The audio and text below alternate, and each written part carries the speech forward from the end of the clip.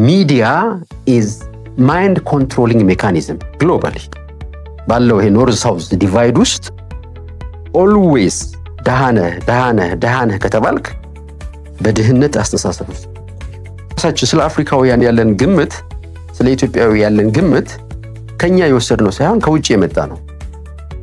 CNN አንድን የአፍሪካ መሪ ዲክታተር ሲል አብረን ዲክታተር እንላለን። ማን ነው ያለው? CNN ነው ያለው። ቢዝነስማን መሆን እየፈለግ ቁጭ ብለህ ስለ ኳስ ከሰማህ ግን ጥሩ መረጃ አይደለም እየሰማ ያለው።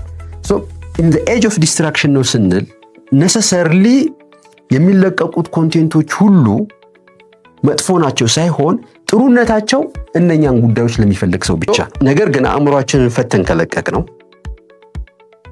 ስፒሪቹዋል ማንነት እንዳለን እንኳን ማወቅ አንችልም። አእምሮአችንን ፈተን ከለቀቅ ነው ላይፋችንን መቆጣጠር አንችልም። አንከሩ ማይንድ ነው።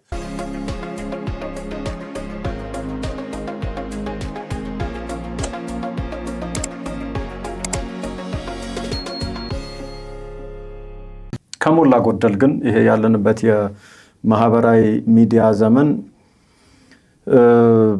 በጣም በኔጌቲቪቲ የተሞላ በተቃርኖ የተሞላ ኪዩሬትድ የሆነ ሪያሊቲስ በጣም የሚንጸባረቁበት የጥላቻ የስርዓት አልበኝነት የመሳሰሉት ሐሳቦች በስፋት የሚሰራጩበት ነው። ፖዚቲቭሊ ከተጠቀምነው በጣም ትልቅ ፓወር ነው፣ እድል ነው።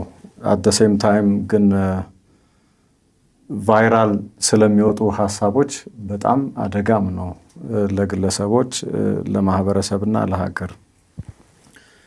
ስለዚህ the mind in the age of the ይሄ ሶሻል እና ዲጂታል ሚዲያ እስቲ ስለሱ እናውራ። አዎ ዶክተር አፌ እንዳልከው አሁን ኦፖርቹኒቲም አለ። ኦፖርቹኒቲው ምንድነው? አሁን ያለነው በእውቀት ዘመን ላይ ነው። እውቀትን በቀላሉ ልታገኝ ያስችላል። ይሄ ሶሻል ሚዲያ ቡም የተለያዩ ውስጥህ ያለውንም እውቀት ለሰዎች በጣም ነፃነት ሰጥቷል። ሰዎች በውስጣቸው የሚያምኑበትን ትክክል ነው የሚሉትን ነገር እንዲገልጹ እድል ሰጥቶናል። which is good like ይሄ የለርኒንግ ፕሮሰሱን እንደገና ፈጥሮ like በፊት መማር በጣም ሊኒየር በሆነ መንገድ ነው የምንማረው። ዩኒቨርሲቲ መግባት ከትምህርት ቤት ጀምረህ ክላስሩም ውስጥ መገኘት አለብህ ምናምን ነገር አስተማሪ መኖር አለበት። አሁን ምን አድርጎታል ይሄ ሶሻል ሚዲያ ቡሙ ነው ኤኒ ቦታ ሆነ የትም ቦታ ሆነ መማር ትችላለህ። አሁን ኢቭን ዕውቀት ያላቸው ሰዎች ማስተማር የሚፈልጉ ሰዎች አንድ ቦታ ላይ ሆነው ዓለም ላይ መሰማት የሚችሉበትን እድል ፈጥሯል። which is very good። በተለይ እንደኛ ትምህርት ዕውቀት ትምህርት ቤት መግባት በጣም ውስንነት ባለበት ሀገር ውስጥ ሶሻል ሚዲያ በጣም ትልቅ ካፒታል ነው። ለምን ዛሬ ስልክ የያዘው ሰው ቁጥር በጣም ብዙ ነው። ኢንተርኔት ተጠቃሚ ቁጥር በጣም ብዙ ነው። በገጠርም ያለው አዲስ አበባ ላይ ሆነ አንተ በመታስተምረው ያውቃል። በማንኛውም ስኪል በማንኛውም ጉዳይ ላይ ኢቭን ትምህርት ቤት ሳይገባ መስማት ይችላል። በጣም ትልቅ ኦፖርቹኒቲ ነው ይሄ ለኖሌጅ ትራንስፈር ለሐሳብ ልውውጥ በጣም ትልቅ ኦፖርቹኒቲ ነው። ግን ምንድነው ዳውንሳይዱ? ምንድነው? ይህ ፕሮሰስ በራሱ ደግሞ ሰዎችን ያ ነፃነቱ ያለ አይደለ ለሰዎች አእምሮ ቅድም ያቀም ከዛ ጋር ስለሚገናኝ ለሰዎች አእምሮ ቶክሲክ የሆኑ ነገሮችም ይለቀቃሉ። ቅድም ብለናል አእምሮአችን ልክ እንደ እንቁላል የምንጠብቀው ነገር ነው እንዳይሰበር። ለምን ኤቭሪቲንግ እዚህ ውስጥ የሚገባ ነገር ዝም ብሎ አይባክንም፣ ህይወታችንን ይፈጥራል። ኤቭሪቲንግ የሚገባ ነገር ስለ ጦርነት፣ ስለ በሽታ፣ ስለ ሴክሹዋሊቲ፣ ስለ ብዙ ነገሮች ያው just view ለማግኘት ወይም ሰዎች በራሳቸው ኢንተረስት የሚለቋቸው ብዙ ነገሮች አሉ። ግን አንድ በጣም ትልቁ ነገር ምንድነው? በየትኛውም እድሜ ላይ እንሁን የምንሰማው ነገር ኢንፍሉዌንስ ያደርገናል። የምናየው ነገር ኢንፍሉዌንስ ያደርገናል በጥሩም በመጥፎ። አሁን ሶሻል ሚዲያ ላይ ያሉት ኮንቴንቶች ኔጌቲቭ በሆኑ ቁጥሩ ኔጌቲቭ ማለት በሰው ልጅ ህይወት ውስጥ ቫልዩ አድ ማያደርጉ ኦኬ ግጭትን የሚያባበሱ ሰው ልጅ ራሱን ኮራፕት እንዲያደርግ የሚያባበሱ አእምሮውን ዝም ብሎ አይደለ የሚያባዝኑ መረጃዎች በበዙ ቁጥር የሰው ልጆች አእምሮ አቅሙ እየተዳከመ ይሄዳል። ለተለያዩ የጤንነት ችግሮችም ይጋለጣል። ምክንያቱም ሉክ እኛ ያለን ነገር ምንድነው? አቴንሽን ነው። ሰው ልጅ ያለው ነገር ምንድነው? አቴንሽን ነው። ይህንን አቴንሽን ከበታተንከው አእምሮ ከተበታተነ አእምሮአችን ይህንንም ያንንም የሚሰማ ከሆነ ምንም ፎከስ አናደርግም፣ ምንም አናሳካም። ጭራሽ ዲፕሬስድ ነው የምንሆነው። ነገር ግን ኦኬ የሶሻል ሚዲያው የተቀላቀለ ነው መረጃው አይደለ? we can't stop that። ሰዎች እኛ ስላልፈለግን ብቻ ኮንቴንት መልቀቃቸውን አያቆሙም። ግን ኦዲየንሱ ምንድነው ማድረግ የሚችለው ካልን ኮንቴንቱን መምረጥ አለበት። ለምንድን ነው የሚመርጠው? የሚሰማው ደጋግሞ የሚሰማው ነገር ወይ ይጠቅመዋል ወይ ይጎዳዋል። ምክንያቱም በአልጎሪዝም ነው የሚሰሩት አይደል? ዛሬ ቁጭ ብለን አንድ ኮንቴንት ብናይ ለምሳሌ ስለ ጦርነት ብናይ ሌላ ቀን ስንከፍት ያን ስለ ጦርነት ያመጣልናል። ምን እያደረገ ነው? ያ የጦርነት ዜና አእምሮአችን ውስጥ ገብቶ ምን አይነት ሰው ነው የሚያደርገን? ዛሬ ስለ ድብድብ ስለ ጸብ ብናይ ያንን ይዞ ይመጣል። ዛሬ ስለ ስራ ፈጠራ ብናይ ያንን የስራ ፈጠራ ክህሎት እንዴት ማግኘት እንደምንችል ብዙ ኮንቴንቶች ያመጣልናል። እሺ በማንኛውንም ሚዲያ ሜንስትሪም ሚዲያውም ሶሻል ሚዲያውም ላይ የሚኖረን ኢንጌጅመንት ምን ቢሆን ጥሩ ነው? ሴሌክቲቭ መሆን። ለምን የምናወራው የምናየው የምንሰማው ዝም ብሎ አይሄድም። ስቶር ነው የምናደርገው። then it shapes us ፓተርን ነው አእምሮአችን ፓተርን ነው ይፈጥረው። የምንሰማው ደጋግመን የምንሰማው ነገር ሪያሊቲ ክሬት ያደርጋል። ስለዚህ አይ ቲንክ ሶሻል ሚዲያ ላይ ያለው ጠቃሚም ጎጂም ነገሮች አሉ።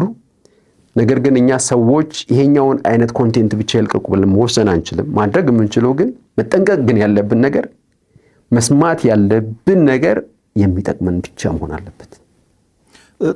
ምናልባት እንደው ከዛ ጋር አያይዘን እንድናነሳ የፈለኩት እንግዲህ ቅድም እንደነገርከን በተለይ ሰብኮንሺየስ ማይንዳችን እኛ ከከባቢው የምንወስደውን መረጃ ባለን የመረዳት አቅም ይሄ ኮሌክሽን ኦፍ ፐርሴፕሽንስ ፊሊንግስ አቲቲዩድስ በእነዚህ ነገሮች በየጊዜው ትሬን እያደረግነው የምንመጣ አይነት ነው። ማህበራዊ ሚዲያዎች ላይ የሚለቀቁ አዎንታዊም የሆኑ አሉታዊ መረጃዎች እሳቤዎች ደጋግመው በመጡ ቁጥር ቅድም ያልከንን ሰብኮንሺየስ ማይንዳችንን ትሬን እያደረጉ ነው ማለት ነው። እሱ እንድታያይዝልኝ ነው ቅድም የፈለኩት the mind in the age of the social media ስል። ምክንያቱም ቀደም ሲል ቅድም እንዳልከው በተደራጀ ሁኔታ በማህበራዊ ተቋማት፣ በሃይማኖት ተቋማት፣ በትምህርት ተቋማት፣ በቤተሰብ የሚገነባ ነው ሞሮርለስ። ስለዚህ ሰብኮንሺየስ ማይንዳችንን ትሬን ለማድረግ እነዚህ የተደራጁ ተቋማት አሉ። በእነዛ ውስጥ የምናልፍበት ሂደት ያሰለጥነዋል ነው ሰብኮንሺየስ ማይንዳችን። አሁን ግን ኢትስ ክሊክ እጃችን ላይ ነው። ዲጂታል እነዚህ ጋጀቶቹ በየቀኑ በየደቂቃው በአብዛኛው የምናያቸው ናቸው። ስለዚህ አዎንታዊም አሉታዊ በሆነ ሁኔታ ትሬን እያደረግናቸው ነው ማለት ነው። አዎ ልክ ነህ። ኮንቴንት ካልመረጥን ይሄ the age of social media is the age of distraction ዲስትራክት ያደርገዋል። ሁሉም አይነት ኮንቴንት አለ። ለ10 ደቂቃ በላይ የተቀመጥከው እኮ ሳታውቀው 2 ሰዓት ይወስዳል። አሁን ምን ኤጅ ላይ ነው ያለነው? ዲስትራክሽን ላይ ነው ያለነው። ዲስትራክሽን ማለት የአእምሮ መበተን፣ ፎከስ ማጣት፣ አቴንሽን ማጣት። አሁን ምንድነው ኢቭን ማርኬቱ ምንድነው? ይሄን ልበስ፣ ይሄን ብላ፣ ይሄን ጠጣ፣ ይሄን ቤት እዚህ ቤት ላይ ኑር፣ ትክክለኛው ላይፍ ስታይል ማለት ይሄ ነው፣ ትክክለኛው አለባበስ ማለት ይሄ ነው፣ ትክክለኛው ሰው ማለት ይሄ ነው። ኦኬ ምንድነው የሚያደርግህ? በቃ ግራ የገባው ነው የሚያደርግ። ሴንተርድ እንዳትሆን፣ የራስህን ፍላጎት ለይተህ እንዳታቅ ግራ የሚያጋባ ዲስትራክሽን የሚለው ግራ የሚያጋባ ዘመን ነው። ይሄ ደግሞ ቅድም እንዳልከው በቀላሉ በስልካችን ነው ግራ የምንጋባው። ለምን? ብዙ አይነት መረጃ አለ። በቀን ውስጥ አንድ ሰው ለ3 ሰዓት ለ2 ሰዓት ለ4 ሰዓት ከዛም በላይ ቁጭ ብሎ ሲያይ አንሌስ ትምህርት እየተማረበት ካልሆነ እውቀት እየቀሰመበት ካልሆነ ማንም የለቀቀውን እያቀያየረ እያየ ከሆነ ምንድነው ዌስት እያደረገ ያለው? አእምሮን ነው ዌስት እያደረገ ያለው። ቅድምም ብለናል። ኦኬ ሰዎች ህይወታቸውን የሚቀይሩት በምንድን ነው? የተሻለ ህይወት በምንድን ነው? በማሰብ ነው አይደል? በማሰብ ጊዜ ወስደን በማሰብ አእምሮአችንን ትኩረታችንን በምንፈልገው ጉዳይ ላይ ብቻ በማድረግ ነው። ኦኬ ለ3 ሰዓት ለ4 ሰዓት ማንኛውንም ኮንቴንት የምናይ ከሆነስ ምን እያደረግን ነው? ሐሳባችንን የመፍጠር ኃይል ያለው ሐሳባችን ነው፣ አቴንሽናችን ነው። ያንን አቴንሽን ዲስትራክት እያደረግ ነው፣ እየበተናው ነው። ምንም ፎከስ አይኖረንም። አንድ ፎከስ በማጣት እንጎዳለን። ሁለተኛው እያንዳንዱ የምናየው ነገር ሪፕሮግራም እያደረገን ነው። ለምሳሌ ሱሳይድ እኮ ዝም ብሎ አይመጣም። መጀመሪያ ምን እንደሚያደርጉት ስለ ሱሳይድ ያነባሉ፣ ቪዲዮ ያያሉ። ከዛ በኋላ ምን ያደርጋሉ? ደጋግመው ይህንን ቪዲዮ የሚያይ ሰው ምንድነው የሚያደርገው? በኋላ ሱሳይድን ኖርማላይዝ ያደርጋል። ፖርኖግራፊ ደጋግሞ የሚያይ ሰው ምንድነው የሚሆነው? ፖርኖግራፊ ኖርማላይዝ ያደርጋል። ለምን? አእምሮአችን መጀመሪያ ትላለህ፣ ኦኬ ደግመታ ያለ ሶስተኛ ሃቢት ይሆናል። ሃቢት ቢውልድ ያደርጋል። የምናየው ነገር በሙሉ የምንሰማው ነገር በሙሉ ምን ይሆናል? ነገ የኛ ሰከንድ ኔቸር ይሆናል። ያ የምናየውና የምንሰማው ነገር ትክክል ካልሆነ ኮራፕት ያደርገናል ማለት ነው። ስለዚህ yes በዚህ የሶሻል ሚዲያ ዘመን ኦፖርቹኒቲ ነው፣ ቅድም ባልነው ፋክተር at the same time it's at the age of distraction። ምክንያቱም ሁሉም ቤስት ነው የሚለውን ሐሳብ ነው የሚሰጥህ በራሱ። ለምን? ቪው ለማግኘት ለመታወቅ ሁሉም ቤስቱን ያቀርባል። where is your best? ያንተን ቤስት አቴንሽን የሚፈልገው ጉዳይ ምንድን ነው? ያንን ካልመረጥን then we are lost። ስለዚህ በዚህ በማህበራዊ ሚዲያ ዘመን ሰብኮንሽንሳችን ሪፕሮግራም እንዲደረግ እየመረጥን ያለነው ሆን ተብለው እና ታቅደው በሚለቀቁ መረጃዎች ነው ወይንስ ዴሊበሬትሊ ኔጌቲቭ የሆነ ወይንም አሉታዊ የሆነ ውጤት ለማምጣት ሳይሆን ነገር ግን እሳቢዎቹን በደንብ አንጥሮ ካለማውጣት በሚመጣ በየትኛው ነው ማለት? ፕሮግራም ስንደረግ ሆን ተብሎ በሚለቀቅ ነው ባለማወቅ ነው? ላይክ እንድንደርገው የሚዲያን ፓወር እንረዳ። ሚዲያ ፓወሩ በጣም ከባድ። ኢቭን በሜይን ስትሪሙ ለራሳችን ያለን let's say for example CNN BBC በሚሰጡት ሪፖርት እኮ ነው አፍሪካን ምንገምተው አይደል? ስለ ራሳችን ስለ አፍሪካውያን ያለን ግምት፣ ስለ ኢትዮጵያዊ ያለን ግምት ከኛ የወሰድነው ሳይሆን ከውጭ የመጣ ነው። CNN አንድን የአፍሪካ መሪ ዲክታተር ሲል አብረን ዲክታተር እንላለን። ማን ነው ያለው? CNN ነው ያለው።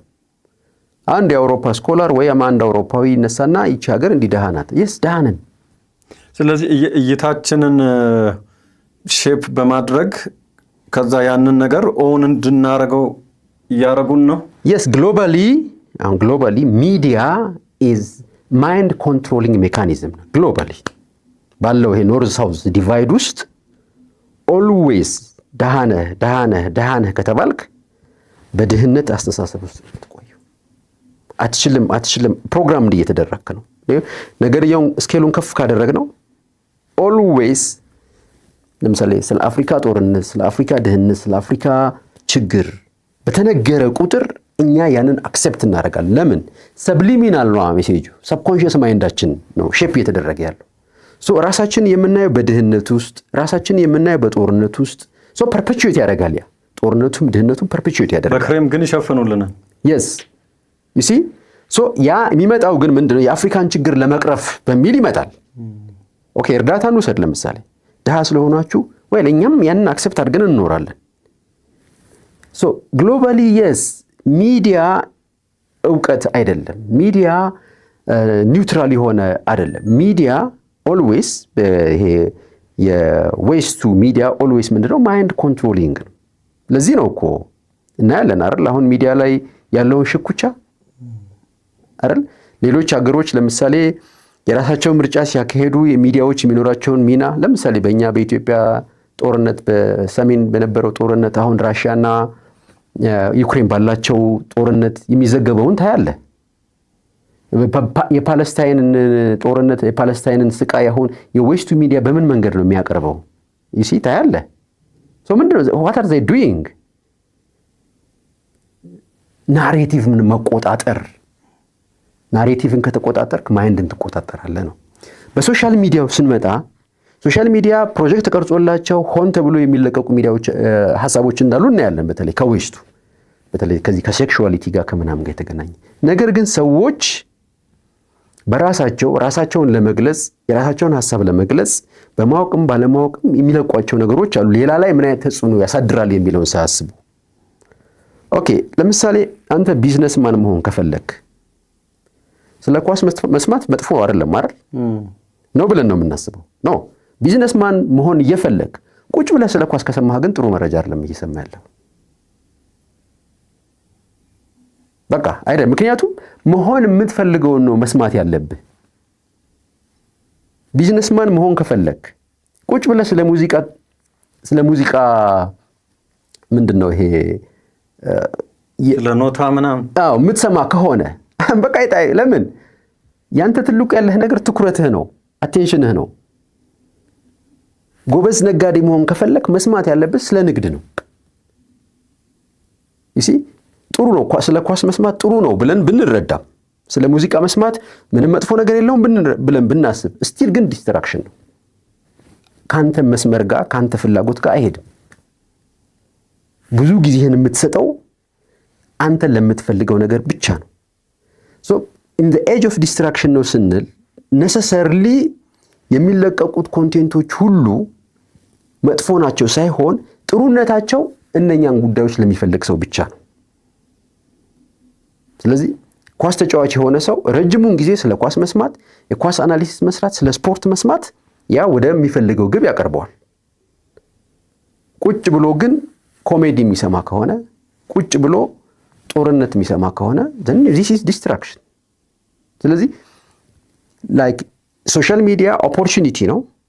ለምን በምንፈልገው ጉዳይ ላይ ዕውቀት ለማግኘት ይረዳናል።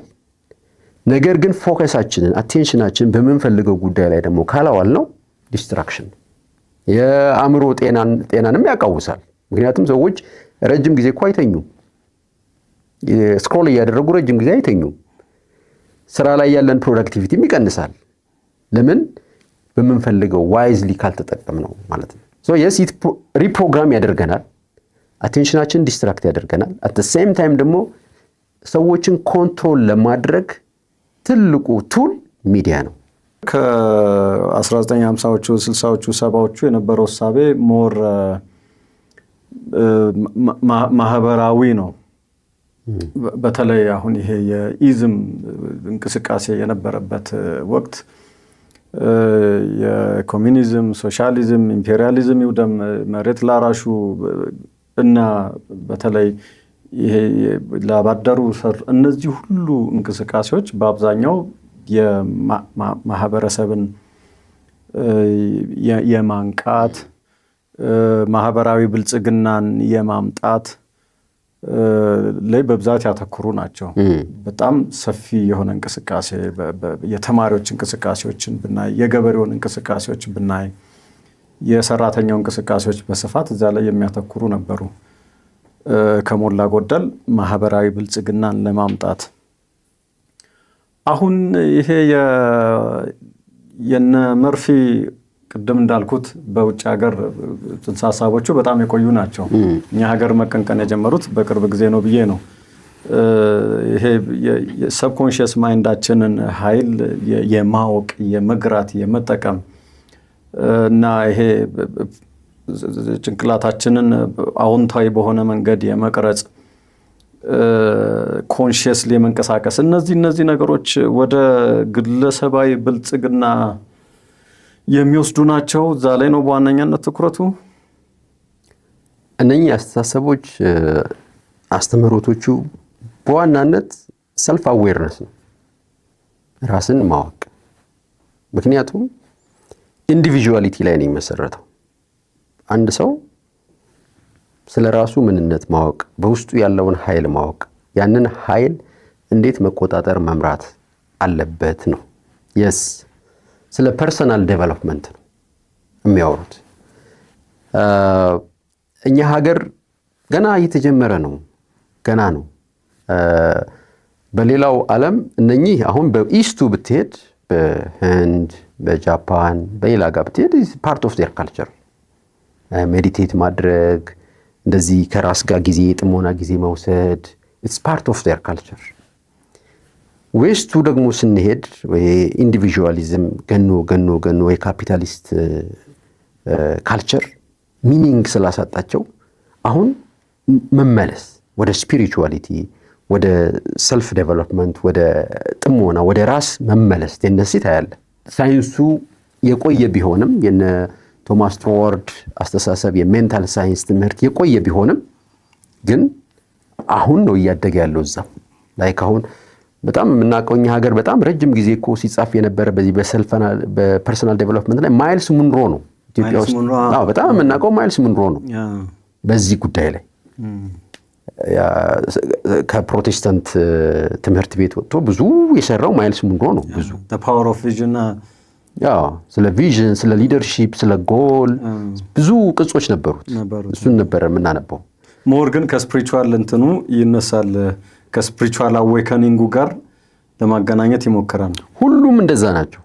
የሜንታል ሳይንስ ትምህርት ሳይንስ ኦፍ ማይንድ የሚነሳው ከስፒሪቹዋል አዌከኒንግ ነው፣ ከፈጣሪ አፈጣጠር ሂደት ጋር፣ ከሰው ልጅ እና በፈጣሪ መካከል ካለው ግንኙነት። ምክንያቱም አንድ ሰው ፓወር አለው ስንል፣ ሜንታል ፓወር አለው ስንል ያ ሜንታል ፓወር ከየት ነው የመጣው? ኢትስ ፓርት ኦፍ ጋድ እኮ ፈጣሪ የሰጠውን የፈጣሪ ስጦታ ነው፣ በራሱ አይደለም።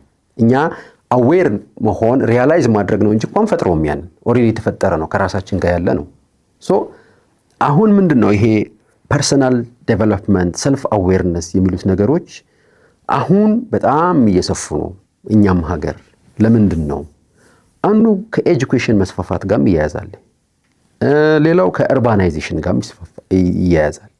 ሞር የሚያነብ የሚሰማ አዳዲስ ሀሳቦችን የሚፈልግ ማህበረሰብ እየተፈጠረ በሄደ ቁጥር ይሄ ነገር እየሰፋ ይሄዳል።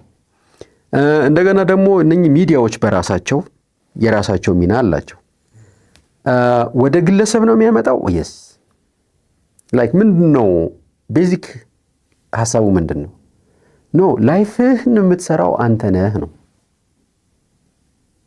በቃ በየትኛውም ኢኮኖሚካሊም ሶሻሊም ያለህን ላይፍ የምትሰራው አንተ ነህ። መጀመሪያ ራስህን ተረዳ፣ የውስጥ ኃይልህ ምን እንደሆነ ተረዳ፣ ያንን ተቆጣጠር።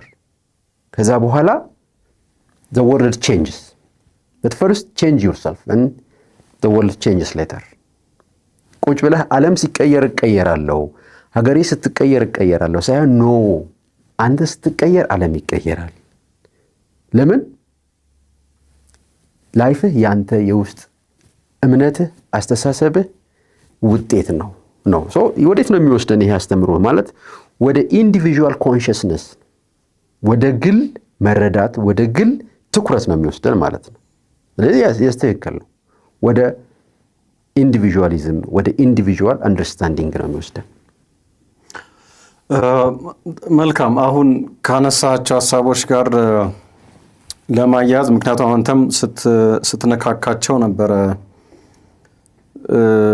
አይ ቲንክ የዲፓክ ቾፕራ ላይ ይሄ የኳንተም አስተሳሰብ ጋር እና ሌሎች በተወሰነ ደረጃ ራፍሊ ሳየው ነበረ። ይሄ the mind the body and the spirit አእምሮ፣ አካል እና መንፈስ ማለት ነው። አይ ቲንክ በአብዛኛው በታትነን ነው የምንረዳቸው፣ በታትነን ነው የምናሰለጥናቸው። በዛ ምክንያት ሙሉ የሆነ ውጤት ለማምጣት ብዙ ጊዜ እንቸገራለን እና በአብዛኛው እነዚህ እሳቤ አቀንቃኞች ሶስቱ በጣም የሚያያዙ የሚመጋገቡ፣ አንደኛውን ስናሰለጥነው ሌላኛው ላይ እንዳሰለጠንበት መንገድ አሉታዊ ወይም አዎንታዊ ተጽዕኖ ሊያስከትል የሚችል ነው ብለው ይወስዳሉ። እነዚህ እሳቤዎች ሶስቱም ላይ የሚያተኩሩ ናቸው ወይንስ ማይንድ ቦዲ ስፒሪት ሶስቱ አለ ማይንድ ላይ ነው? የፍጥረትን ስኬል ስናየው ማተር፣ ማይንድ፣ ስፒሪት ነው። በዚህ ነው ፍጥረትን የምንገልጸው፣ በዚህ ነው። ማተር አለ፣ ማይንድ አለ፣ ስፒሪት አለ። በዚህ ስኬል ውስጥ ነው ያለን። ሰው ደግሞ ማተርም ነው፣ ማይንድም ነው፣ ስፒሪትም ነው። አካላችን ማተር ነው። ኦኬ ሶስት ማንነት አለን ማለት ነው። ሶስት ማንነት አለን። ኦኬ ለምን ማይንድ ላይ እናተኩራለን ካለን ቦዲያችን አሁን መንጃ ፈቃድ ስንማር የምናሰለጥነው ማንን ነው?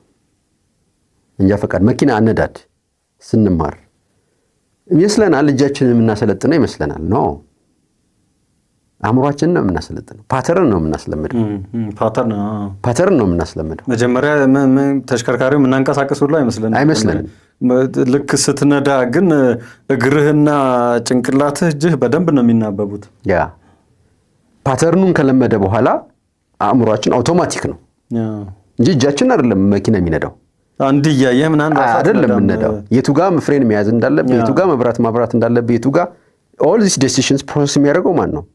አእምሯችን ነው። መጀመሪያ ግን ምንድነው ትሬን ነው የምናደርገው።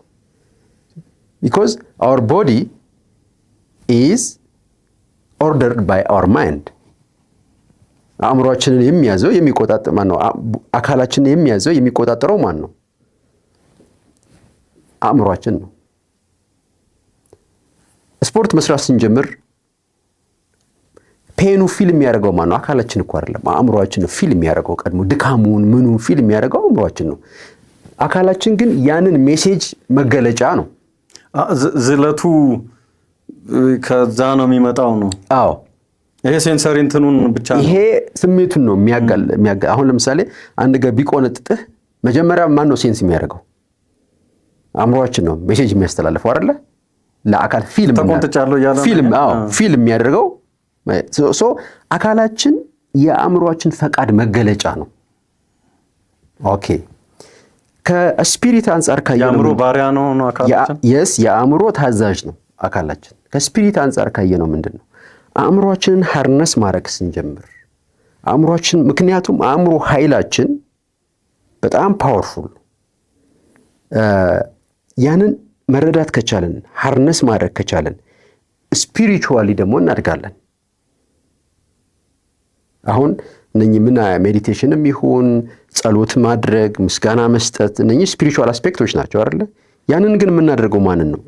የአእምሯችን ሁኔታ ገቨርን ስናደርግ፣ ሐሳባችን መቆጣጠር ስንጀምር፣ ስሜታችንን መቆጣጠር ስንጀምር ምን እየሆንን ነው ማለት ነው? ስፒሪቹዋል አዌከኒንግ ውስጥ እንገባለን ማለት ነው። ነገር ግን አእምሯችንን ፈተን ከለቀቅ ነው ስፒሪቹዋል ማንነት እንዳለን እንኳን ማወቅ አንችልም። አእምሯችንን ፈተን ከለቀቅ ነው ላይፋችንን መቆጣጠር አንችልም። አንከሩ ማይንድ ነው። እሱን ስንቆጣጠር ለምሳሌ አፒታይት መቆጣጠር ምንድን ነው? በጾም ወቅት ጾም አንድ ስፒሪቹዋል ፕራክቲስ ነው አይደለ?